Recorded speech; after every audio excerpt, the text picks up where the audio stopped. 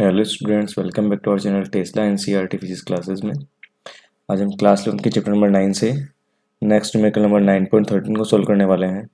तो जैसा कि सामने क्वेश्चन में दिया गया है कि किसी 1.5 मीटर लंबी और 1.0 सेंटीमीटर त्रिज्या की क्षैतिज नली से ग्लिसरीन का अपवर्तित प्रवाह हो रहा है और जिसका प्रवाह है वो बीच में चेंज नहीं हो रहा है, जैसा है वैसा का वैसा प्रवाह हो रहा है। यदि नली के एक सिरे पर प्रति सेकंड एकत्र होने वाले ग्लिसरीन का परिमाण 4.0 गुणा 10⁻³ किलोग्राम प्रति सेकंड है, मतलब एक सेकंड में जो इस नली में प्रवाहित होने वाले जो ग्लिसरीन है उसका परिमाण जो है, उसका द्रव्यमान जो है वो 4.0 गुणा 10⁻³ किलोग्राम है। तो नली के दोनों सिरों के बीच दाब अंतर ज्ञात कीजिए। तो जो नली है उसके दोनों सिरों के बीच हमें दाब अंतर ज्ञात करना है। साथ में हमें डाटा दिया गया है कि ग्लिसरीन का जो घनत्व है वो 1.3 इंटू 10⁻³ किलोग्राम प्रति मीटर क्यूब तथा ग्लिसरीन की जो सांद्रता है वो 0.83 पास्कल सेकेंड है। और ये भी पूछा है कि यह भी जांच करना चाहेंगे क्या नली में स्तरीय प्रवाह की परिकल्पना सही है, मतलब जिसके अंदर जो प्रवाह है वो स्तरीय है, स्तरीय मतलब धारा रेखीय जो प्रवाह है, हमें चेक करना है क्या ये प्रवाह धारा रेखीय है या नहीं है। ठीक है, तो एक बार हम दिया हुआ डाटा लिख लेते हैं। एक बार क्या क्या चीज़ हमें दी गई है। तो एक तो हमें दिया गया है नली की लंबाई 36, नली की लंबाई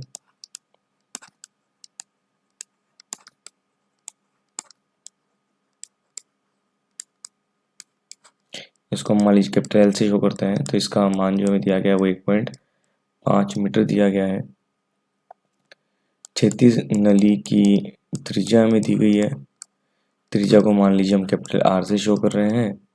तो जो कैपिटल आर है उसका मान 1.0 सेंटीमीटर दिया गया है। इसको हम 1.0 इंटू 10⁻² मीटर लिख सकते हैं, क्योंकि जो सेंटीमीटर है वो 10⁻² मीटर के तुल्य होता है। ठीक है, साथ में हमें दिया गया है कि एक सेकंड में जो प्रवाहित होने वाले ग्लिसरीन का परिमाण है वो हमें दिया गया है। तो एक सेकंड में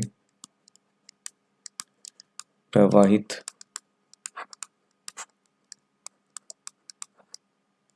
ग्लिसरीन का द्रव्यमान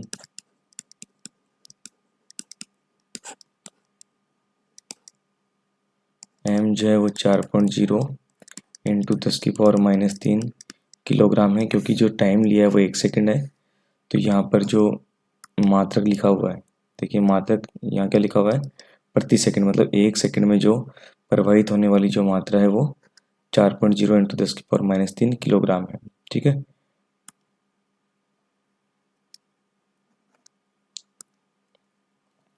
या यहाँ से हम ये भी कह सकते हैं द्रव के प्रवाह की जो दर है वो हम ज्ञात कर सकते हैं। कैपिटल क्यू, इसका मात्रक हमें पता है क्या होता है, क्यू जो द्रव के प्रवाह की दर है उसका मात्रक मीटर क्यूब प्रति सेकंड, मतलब एक सेकंड में कितनी मात्रा प्रवाहित होगी। ठीक है, तो हमें वॉल्यूम निकालना है एक सेकंड के लिए। तो हमने एक सेकंड के लिए द्रव्यमान ऊपर दिया हुआ है, तो साथ में हमें क्वेश्चन में ग्लिसरीन का घनत्व भी दिया हुआ है।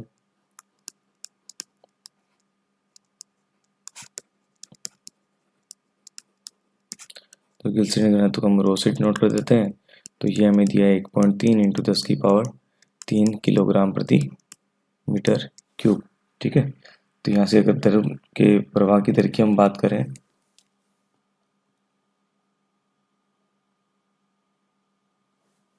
तो देखिए जो कैपिटल क्यू है इसके लिए हम पहले एक बार कैपिटल वी निकाल लेते हैं। आयतन एक सेकंड में प्रवाहित द्रव का आयतन जो किसके इक्वल होगा, द्रव के प्रवाह की दर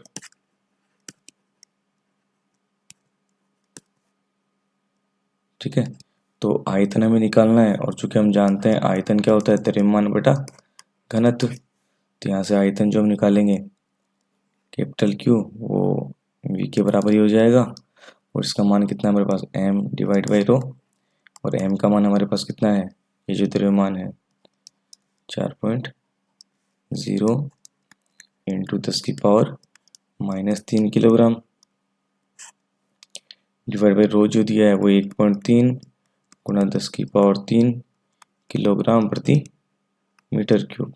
ठीक है, तो जो कैपिटल वी का मान है तो ये 10⁻³ ऊपर चला जाएगा, तो ये हो जाएगा 4.0 बटा 1.3 गुणा 10⁻⁻6 किलोग्राम से किलोग्राम कैंसिल आउट हो जाएगा ये, तो इतना मीटर क्यूब आयतन बह रहा है।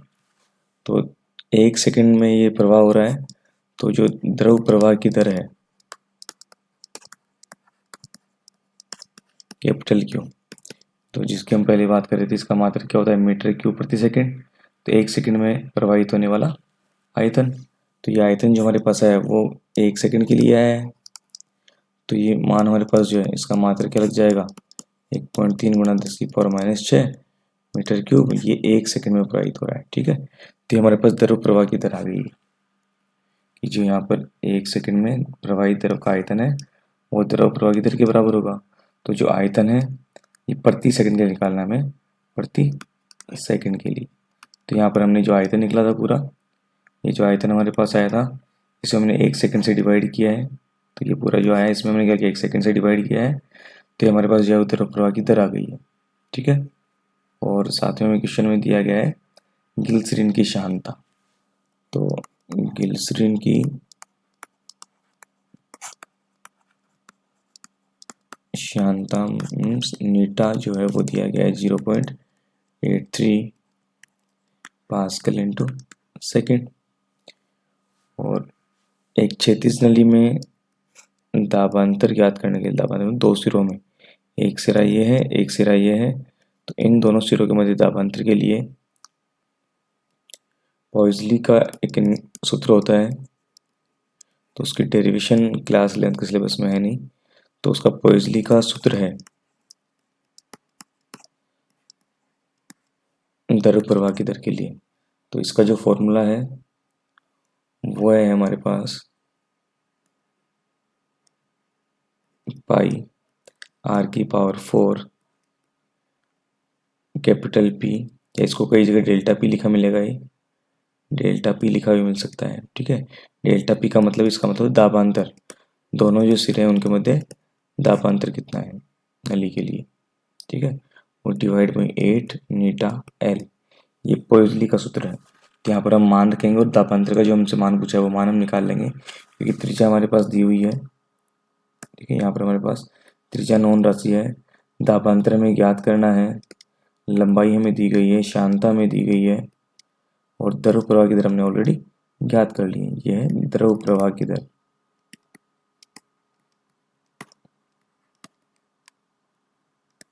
तो हम सारे मान जो हमारे ज्ञात हैं उन्हें हम रख देते हैं। ठीक है, तो यहाँ से कैपिटल क्यू का जो मान है वो हमारे पास कितना है, देखिए ये रहा कैपिटल क्यू का मान हमारे पास।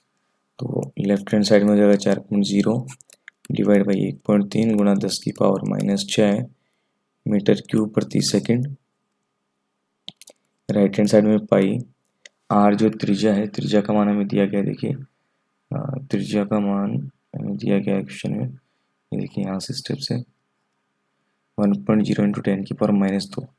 ठीक है, ये हम रख देंगे यहाँ पर, तो 1.0 इंटू 10⁻⁻2 मीटर इसकी पावर 4, डेल्टा पी हमें ज्ञात करना है, डिवाइड बाई 8, नीटा की वैल्यू में दी गई 0.83 पास्कल इंटू सेकेंड, जो इसका मान दिया गया है। ठीक है, और मल्टीप्लाई में एल, एल मतलब लेंथ, तो लेंथ जो हमें दी गई है क्वेश्चन में वो दी गई थी हमें 1.5 मीटर, यहाँ से देखिए 1.5 मीटर, तो 1.5 में रख देंगे।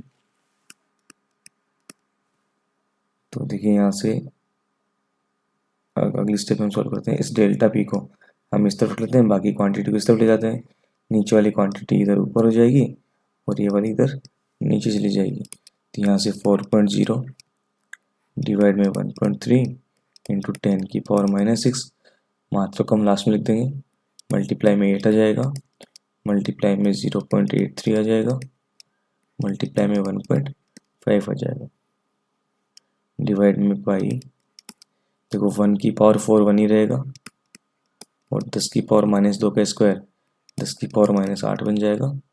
और मात्रा कब लिख देते हैं सारे, तो मात्रा देखो यहाँ से तो हो गया प्रति मीटर क्यूब प्रति सेकंड, यहाँ से पास्कल इंटू सेकेंड, ठीक है। और देखो 1.5 का मात्रा क्या था हमारे पास, 1.5 मीटर तक जो इसकी लंबाई थी नली की, तो ये इसका मात्रक भी आ जाएगा हमारे पास,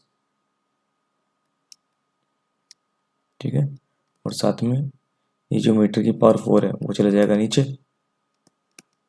इक्वल टू आएगा डेल्टा पी। अब देखो यहाँ से कौन कौन कैंसिल आउट हो रहे हैं उनको काट देते हैं हम। तो मीटर क्यूब और ये मीटर, मीटर की पावर 4 हो गया तो ये कैंसिल आउट हो जाएगा। सेकंड से एक ये सेकंड कैंसिल आउट हो जाएगा, ठीक है।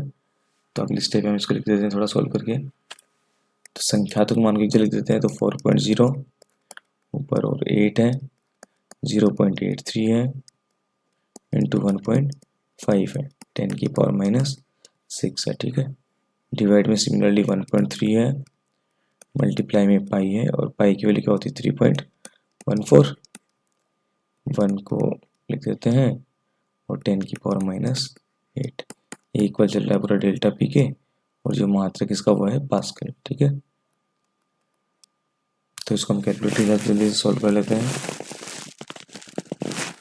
तो ऊपर वाली जो पोर्शन में लिखा हुआ है 4.0, तो 4 को मल्टीप्लाई किया 8 से, इसको मल्टीप्लाई किया 0.83 से, अगेन इसको मल्टीप्लाई किया 1.5 से, divide by 1.3, divide by 3.14, divide by 1 and divide by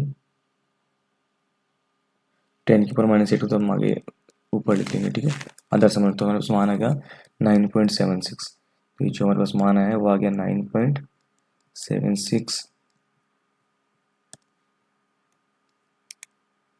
into 10⁻⁻6 ऊपर है, ये ऊपर जाएगा तो चिन्ह प्लस का हो जाएगा, तो 10⁸ तो आधार समान होने पर घातें जुड़ जाएंगी, पास्कल। ये डेल्टा पी का मान आ गया है, तो यहाँ से डेल्टा पी का मान जो हो जाएगा 9.76, और 8 में से 6 -6 गया तो 10⁻² पास्कल। तो इनको गुणा करेंगे तो डेल्टा पी का मान क्या जाएगा, 10⁻² का मतलब हो गया 100, तो 100 को इससे गुणा करेंगे कितना जाएगा 976 पास्कल। ये दोनों नली के मध्य क्या जाएगा, दाबांतर का मान निकल के आ जाएगा, ठीक है। देखिए सेकंड पार्ट हमसे क्या पूछा गया था, ये तुमने पहला वाला पार्ट सोल्व कर लिया है कि इसमें जो दाबांतर होगा वो कितना हो, तुमने दाबांतर ज्ञात कर लिया है कि दाबांतर का मान 976 पास्कल सोल्व हो गया है, ठीक है। आगे जाइए, आप यह भी जांच करना चाहेंगे कि क्या इस नली में स्तरीय प्रवाह की परिकल्पना सही है। तो स्तरीय धारा रेखीय प्रवाह जो है उनको चेक करने के लिए आपको थ्योरेटिकल पार्ट में बताया गया क्लास में कि रेनॉल्ड संख्या जो होती है, रेनॉल्ड नंबर, ये रेनॉल्ड नंबर होता है, इसका मान अगर लेस देन 2000 है तो ये प्रवाह जो है धारा रेखीय होता है या स्तरीय होता है। अगर रेनॉल्ड नंबर का मान 2000 से लेके अगर 3000 के बीच में रहेगा तो ये अस्थायी प्रवाह रहेगा, दोनों में कोई भी प्रवाह जो है बदलता रहेगा। और अगर रेनॉल्ड नंबर का मान 3000 से ज़्यादा है तो प्रवाह प्रक्षुब्ध या विक्षुब्ध प्रवाह होगा।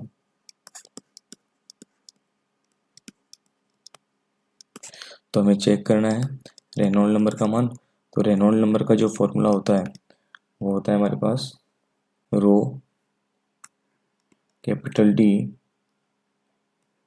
We C divide by eta, जहाँ पे वी सी क्या है क्रिटिकल वेलोसिटी, और जिसका मान हम जो भी अपने पास द्रव के प्रवाह की दर है उसके अनुप्रस्थ काट क्षेत्रफल से डिवाइड करके हम ज्ञात कर सकते हैं। मतलब जो वी सी का मान है वो आ जाएगा हमारे पास जो कैपिटल क्यू है डिवाइड बाई जो भी एरिया है, मैक्सिमम का जो भी एरिया है नली का उस एरिया से डिवाइड कर देंगे, ठीक है। तो यहाँ से जो आर एन का जो फॉर्मूला है वो क्या बन जाएगा, और वो हमारे पास है डी। देखो व्यास नहीं दिया हुआ है लेकिन त्रिज्या दी हुई है, तो हम जानते हैं कि जो व्यास होता है वो त्रिज्या का 2 गुना होता है, तो इसको हम क्या लिख देंगे 2r लिख देंगे। वी सी का मान क्यू बटे में ए होता है और नीटा का मान हमें पता है, तो हम सारे दिए गए जो मान है मान रखने पर हम मान रख देते हैं। देखिए रेनॉल्ड नंबर का जो मान क्या हो जाएगा, जो रो है रो का मान क्या घनत्व, घनत्व में दिया गया कितना 1.3 इंटू 10 की पावर 3। वहाँ तक हम लिख रहे हैं कि संख्या तो मान है रेनॉल्ड नंबर, तो हमें संख्या चेक करनी होगी ना। 2 त्रिज्या जो है वो हमें दी गई है 1.0 इंटू 10 की पावर -2 मीटर।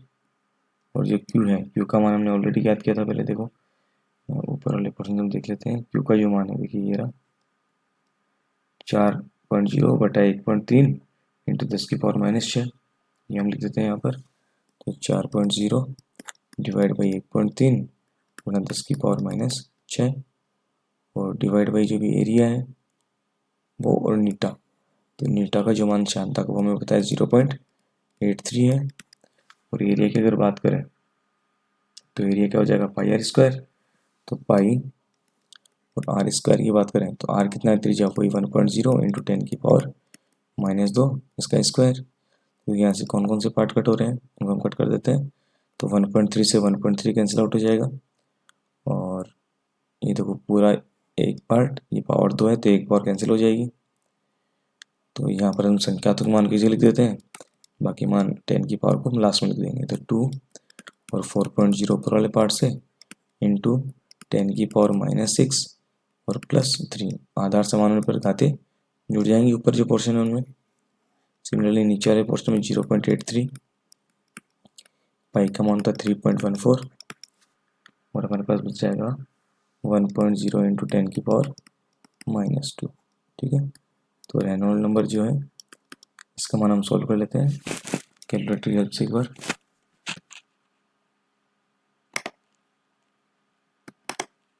तो ऊपर है 2 multiply by 4 divide by 0.83 again divide by 3.14।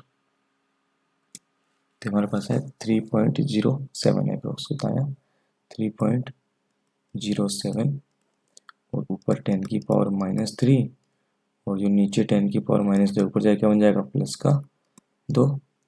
तो ये रेनॉल्ड नंबर का जो मान है वो क्या हो जाएगा, ये देखो 3.07 इंटू 10 की पावर -1 मतलब क्या हो गया, ये नीचे जाके प्लस की पावर बन जाएगी। तो इसका मतलब 3.07 में 10 से डिवाइड किया है तो मान कितना आ गया 0.307। तो ये जो रेनॉल्ड नंबर का मान आया है ये रेनॉल्ड नंबर का मान लेस देन 2000 है। इसका मान 0.307 है जो कि 2000 से कम है। अतः जो प्रवाह दिया गया वो स्तरीय या धारा रेखीय प्रवाह है। ठीक है, तो हमसे जो क्वेश्चन में पूछा गया है एक तो दाबांतर हमने ज्ञात किया है और जो जांच करी नली में स्तरीय प्रवाह की परिकल्पना सही है। तो जो हमने स्तरीय प्रवाह की परिकल्पना करी है क्वेश्चन में वो सही है। तो हमारे आंसर क्या होंगे, एक तो जो दाबांतर होगा डेल्टा पी, इसका मान हमारे पास निकल के आया 9.76 इंटू 10 की पावर 2 पास्कल या 976 पास्कल। और दिया गया प्रवाह स्तरीय है। हमको जांच करनी थी तो हमने पाया है, जांच करी रेनॉल्ड नंबर का जो मान है वो 0.307 आया है। तो जिससे क्या प्रूव होता है कि ये स्तरीय प्रवाह की परिकल्पना सही है। ठीक है, तो परिकल्पना जो दी गई है वो सही है। तो ये हमारा फाइनल आंसर होगा। तो आशा करता हूँ आपको न्यूमेरिकल समझ में आया होगा। फिर भी किसी को कोई डाउट हो तो कमेंट सेक्शन में कमेंट कर सकता है। अगर वीडियो अच्छा लगा हो तो please like and subscribe my channel. Thank you.